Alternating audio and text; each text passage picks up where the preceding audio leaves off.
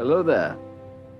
Au fil des décennies, de nouvelles histoires et des guides de référence sur l'univers Star Wars, les cristaux Kyber ont reçu des faits plus révélateurs et des anecdotes passionnantes. Voici le cristal Kyber expliqué, et c'est juste après ça.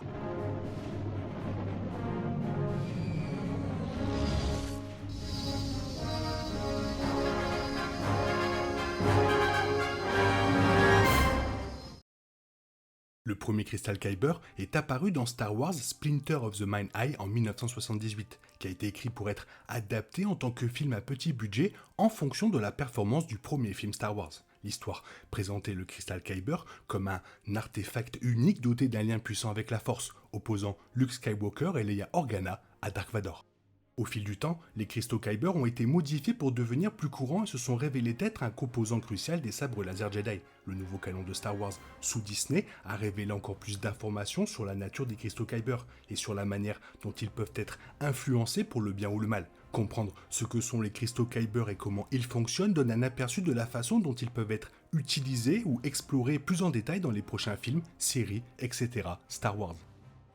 Au-delà de leur capacité à alimenter des sabres laser et d'autres machines, les cristaux Kyber entretiennent une relation unique avec la Force, permettant aux Jedi de s'y connecter. Les jeunes Jedi de l'ancienne République recevaient leurs cristaux Kyber lors d'un rituel appelé le Rassemblement, au cours duquel ils se rendaient dans les grottes de cristaux sur la planète Ilum. Les jeunes se séparaient et permettaient à leurs cristaux Kyber de les appeler à travers la Force, la grotte créant des épreuves pour aider chaque jeune à surmonter les défauts distincts qui les retenaient. Ce processus prouverait qu'un jeune était prêt à construire un sabre laser et se préparerait ensuite à devenir un Jedi Padawan.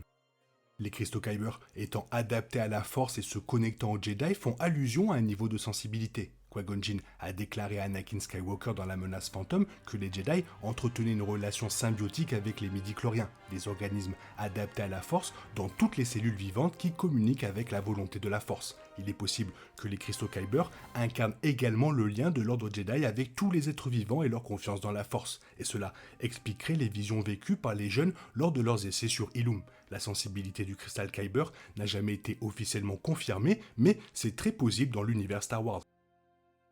Curieusement, Star Wars a révélé que les cristaux Kyber se développent dans un matériau opposé appelé Kyberite. Dans Star Wars Dark Vador 35, la Dr Aphra dit à Dark Vador que le Kyber et la Kyberite sont comme les deux faces d'un aimant et que le Kyber se développe en opposition à la Kyberite. Cela ne signifie pas que la Kyberite annule la Force, mais alors que le Kyber peut concentrer l'énergie de la Force, la Kyberite canalise plutôt la Force. Les séparatistes avaient espéré utiliser la Kyberite contre les Jedi pendant la guerre des clones, mais les Jedi ont trouvé un moyen de faire en sorte que cette idée se retourne contre eux. La Force a toujours été axée sur la dualité, un équilibre entre la lumière et l'obscurité. Un Jedi trouvant son équilibre en lui-même, des relations symbiotiques entre la Force et les êtres vivants, etc., etc.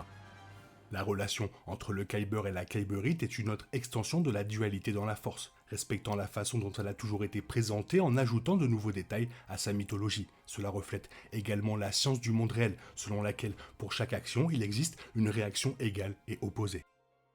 Une idée fausse courante dans Star Wars est que les cristaux Kyber alimentent les sabres laser Jedi, ce qui n'est pas le cas. Les cristaux Kyber concentrent l'énergie d'un sabre laser, de la même manière que les cristaux du monde réel peuvent concentrer un faisceau de lumière. De cette manière, un sabre laser peut être considéré comme une incarnation physique de la Force, une extension de la connexion du Jedi avec le champ énergétique mystique. C'est également pourquoi il est plus difficile pour les non-sensibles à la Force de manier une lame qui concentre essentiellement la puissance de la Force. Cependant, les Sith adoptent une approche plus sinistre de leurs cristaux Kyber que l'ordre Jedi. Les cristaux Kyber se présentent dans des nuances naturelles de bleu, vert, violet et jaune, mais les cristaux rouges sont créés artificiellement. Dans Star Wars Dark Vador 1, l'empereur Palpatine explique à Vador que les Sith prennent des cristaux de Kyber aux Jedi et diversent leur colère et leur haine, provoquant le saignement du cristal et donc sa teinte rouge. Cela reflète la différence entre les Jedi et les Sith, puisque les Jedi cherchent à suivre la volonté de la Force et à maintenir l'équilibre, tandis que les Sith cherchent à contrôler la Force et à la tordre pour leurs désirs égoïstes. Star Wars Ahsoka a également révélé qu'un cristal Kyber rouge peut être purifié par quelqu'un qui suit la lumière. Ahsoka Tano a créé ses sabres laser blancs à partir de la lame d'un inquisiteur impérial qu'elle a vaincu, et son énergie de force a changé la couleur du cristal Kyber pour refléter son statut ni de Jedi ni de Sith. Les nuances de tous les sabres laser peuvent changer légèrement pour refléter chaque porteur de force, en particulier pour les couleurs rares comme le violet et le jaune. Quoi qu'il en soit, la capacité de changer un cristal Kyber démontre son lien avec la force et son fait qu'il soit bien vivant. Les Sith n'ont pas seulement corrompu les cristaux Kyber pour leurs sabres laser, mais les ont également utilisés pour créer des super armes. L'arme principale de l'étoile de la mort fonctionnait de la même manière qu'un sabre laser, avec un cristal Kyber géant focalisant un faisceau d'énergie qui pouvait détruire une planète entière. Cela explique comment cibler un puits menant au réacteur détruirait la station, car verser trop d'énergie dans un cristal Kyber le rendrait instable et créerait une énorme explosion. Cela prouverait la faiblesse de toutes les super armes ultérieures, y compris la deuxième étoile de la mort, la base Starkiller et la flotte de l'ordre final.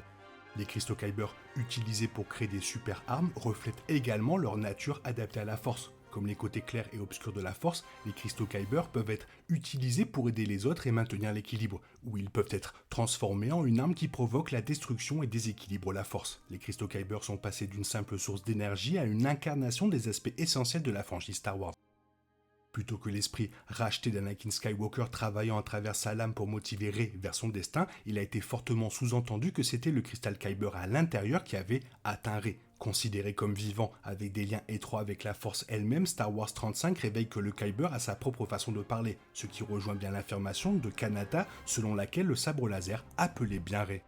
De même, le problème se situe entre l'Empire contre-attaque et le retour du Jedi lorsque Luke rencontre un spécialiste du Kyber qui révèle de nouvelles informations tout en donnant à Luke le Kyber qu'il utilisera pour son sabre laser à lame verte. Initialement transparent, Luke a été encouragé à se connecter avec le Kyber, un acte qui a attiré son esprit dans la force et lui a permis de communier avec Yoda avant de revenir sur le plan physique. Par la suite, le cristal Kyber de Luke est devenu vert, indiquant que leur lien avait été forgé grâce à la force. Ce n'est pas sans rappeler Rey, qui a également reçu une vision clé de la force au moment où elle a touché le sabre Skywalker.